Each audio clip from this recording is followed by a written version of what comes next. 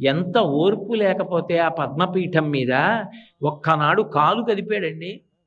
ఒక్కనాడు ఎన్నాళ్ళు నించోనరా ఇలాగా, ఓ కుర్చీ వేయండి అని కూర్చున్నాడా, పడుకున్నాడా? నాకు ఇంతే సమయమా, ఎన్ని వేల మందిలా వస్తూ ఉంటారా, ఎంతమందిని నేను చూడనురా అన్నాడా? అలా చూస్తూనే ఉంటాడు, అనుగ్రహిస్తూనే ఉంటాడు. ఎక్కడో ఉండి మొరలు పెట్టుకున్నా ఆపద మొక్కల వాడి కాపాడుతూనే ఉంటాడు, క్షమిస్తూనే ఉంటాడు. అంత ఓర్పుతో రావాలి అవతారం. అందుకే మొదటే ఓర్పు పట్టి వచ్చింది. రావడం అన్ని అవతారాల్లాగా రాలేదు.